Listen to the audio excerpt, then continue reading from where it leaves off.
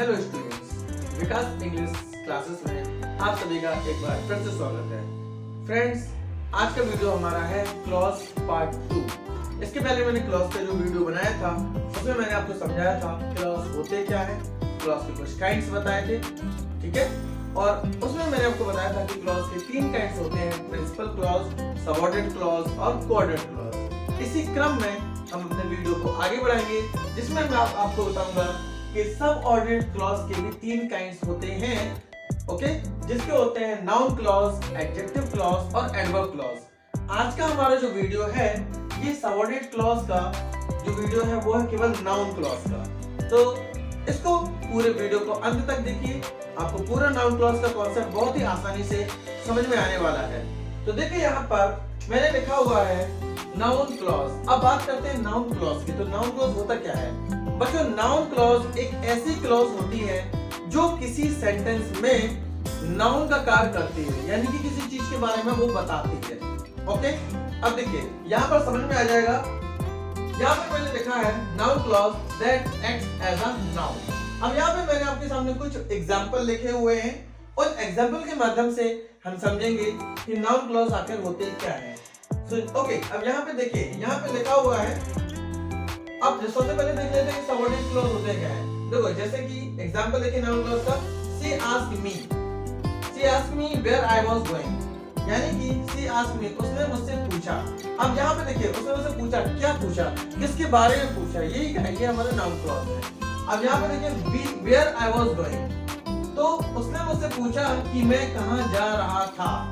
तो यहाँ पर where से लेकर going तक हमारा क्या बच्चों, हमारा नाउन क्लॉज है, क्योंकि यही बात पूछी गई थी, ओके। इसी क्रम में दूसरा सेंटेंस देखिए, आई नो, मैं जानता हूँ। मैं क्या जानता हूँ, वो बात बतानी है कि मैं क्या जानता हूँ। तो देखिए, I know that you are an intelligent student, मैं जानता हूँ कि तुम एक इंटेलिजेंट स्टूडेंट हो।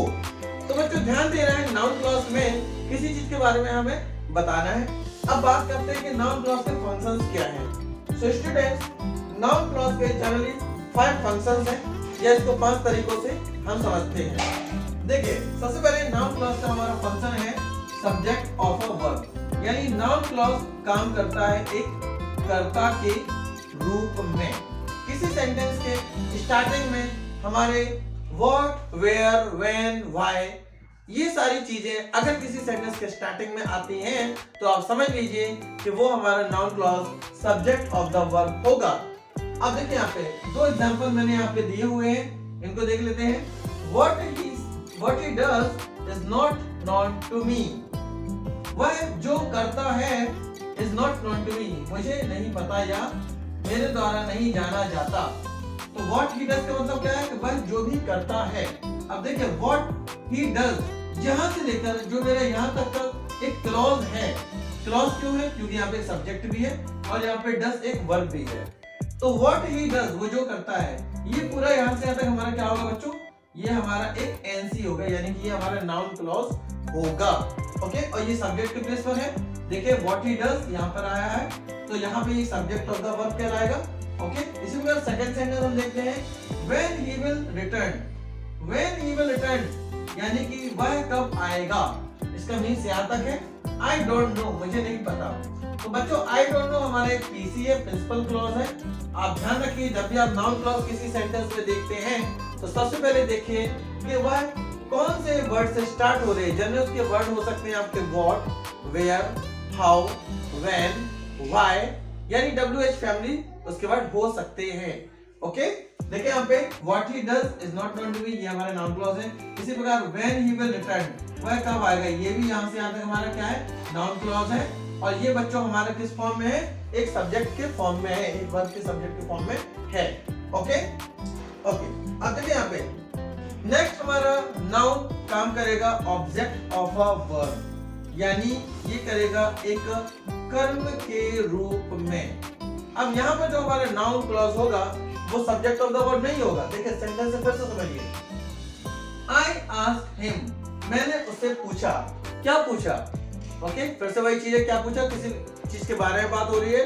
तो where he was going, वह कहाँ जा रहा था। तो देखिए बच्चों, अगर इसमें भी नाउन क्लॉज ढूंढे हम तो देखिए ये हमारा सब्जेक्ट था, यहाँ पे तो है नहीं, यहाँ देखें तो ये देखिए यहाँ से यहाँ तक जो हमारा सेंटेंस गया या भी जो पार्ट गया ये हमारा होगा एक ऑब्जेक्ट के रूप में। देखिए वेयर ही वाज गोइंग, जैसे कि मैंने पहले आपको बताया था आपको कुछ वर्ड देखने हैं WH फैमिली से जो कि होंगे व्हाट, वेयर, व्हेन, कुछ भी हो सकता है।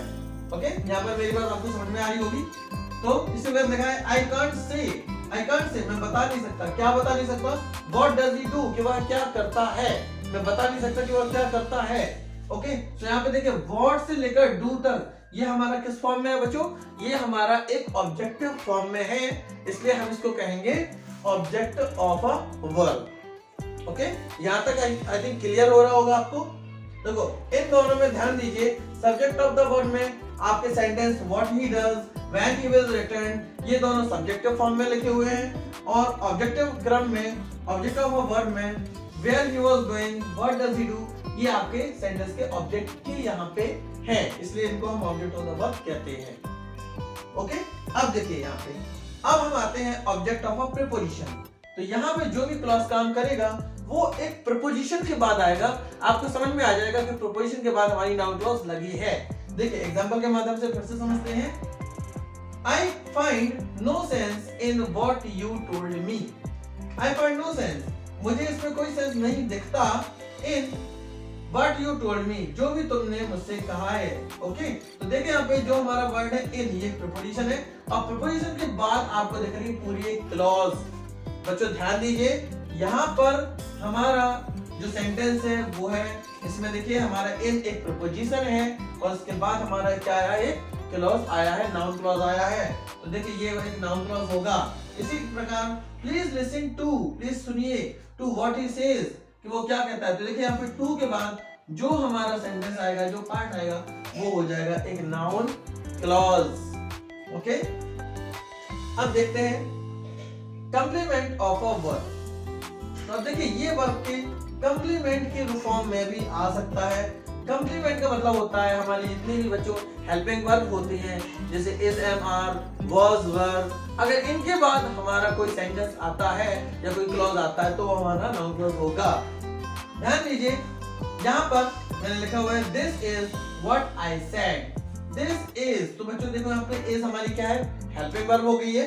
अब इसके बाद देखिए हमारा जो सेंटेंस है व्हाट आई सेड, जो मैंने कहा, यानी कि ये हमारा होगा एक noun clause, what I said. Okay, clear होगी बात। सेकंड सेंटेंस देखते हैं, life is how we enjoy it. तो लाइफ क्या है? कि उसको हम जिस प्रकार एंजॉय करते हैं वो हमारी लाइफ होती है। ओके, तो देखिए यहाँ पे भी हमारा इज क्या है बच्चों? इज हमारा एक कंप्लीमेंट है और उस कंप्लीमेंट के बाद हमारा पूरा जो सेंटेंस होगा वो हो जाएगा बच्चों एक नाउन क्लॉज। ओके, सो इस वीडियो को आप पूरा देखिए, आपको नाउन क्लॉज की हर एक बारीकी को मैं समझाऊंगा। ओके, और अगर समझ में नहीं आता है तो आपके अगर कोई क्वेरीज है तो आप मुझसे जरूर पूछिए। तो देखिए यहाँ पे नेक्स्ट है, इट सीम्स, ऐसा प्रतीत होता है, that he will not pass this year, कि वो साल पास नहीं होगा।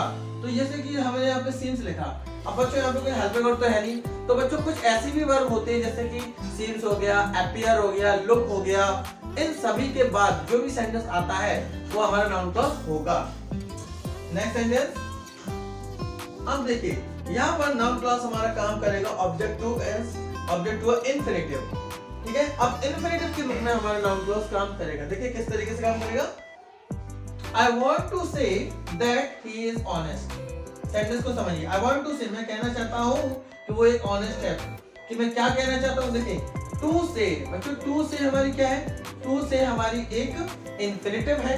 इंफिनिटिव क्या होती है? किसी वर्ब में जब हम टू का प्रयोग करते हैं तो बच्चों वो वर्ब हमारी बन जाती है इंफिनिटिव। ओके, तो देखिए आई वांट टू से, और टू से के बाद देखते हैं आप दैट से लेकर ऑनेस्ट तक हमारा क्या होगा? एक नाउन क्लॉज होगा। इसी क्रम में अगला सेंटेंस है, I want to know what he thinks, मैं जानना चाहता हूँ। देखिए यहाँ पे टू नो आया हुआ है, तो टू नो हमारी इंफिनिटिव है।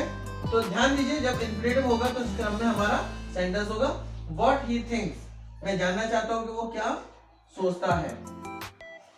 सो स्टूडेंट्स, हमने इस वीडियो में सीखा कि जो सबऑर्डिनेट क्लॉज होते हैं उसका जो हमारा फर्स्ट पार्ट है नाउन क्लॉज, इस कॉन्सेप्ट को हमने इस वीडियो में पूरा समझाया है। आई होप आपको ये वीडियो बहुत अच्छा लगा होगा। एक बार फिर से हम इसका क्विक रिवीजन कर लेते हैं। तो नाउन क्लॉज क्या था? नाउन क्लॉज था that acts as a noun, यानी कि जो नाउन के रूप में काम करती है। जैसे कि यहाँ पे था she asked me where I was going, उसने मुझसे पूछा, क्या पूछा? वही तो नाउन है, ठीक है, कि वेयर आई वाज गोइंग, मैं कहाँ जा रहा था। इसी क्रम में आई नो, मैं जानता हूँ, that you are an intelligent student, कि तुम एक इंटेलिजेंट स्टूडेंट हो। ओके, तो ये बच्चों क्या है, ये सारे हमारे सबऑर्डिनेट क्लॉज हैं और उसी क्रम में हम इसके अंदर नाउन क्लॉज पढ़ते हैं। तो ये हमारे कितने रूप में काम करेगा बच्चों, ध्यान देना है। ये हमारे करेगा सब्जेक्ट ऑफ द वर्ब के रूप में, ऑब्जेक्ट ऑफ द वर्ब के रूप में, ऑब्जेक्ट ऑफ अ प्रीपोजिशन के रूप में, कंप्लीमेंट ऑफ अ वर्ब के रूप में, ऑब्जेक्ट टू अ इंफिनिटिव के रूप में। यानी कि आपके सिलेबस में टोटल 5 टाइप के नाउन फंक्शन हमें पढ़ने हैं जो हमने आपको यहाँ पे समझाए हुए हैं। आई होप आपको ये वीडियो बहुत अच्छा लगा होगा। ओके, तो आज के वीडियो में इतना ही। Okay, thank you.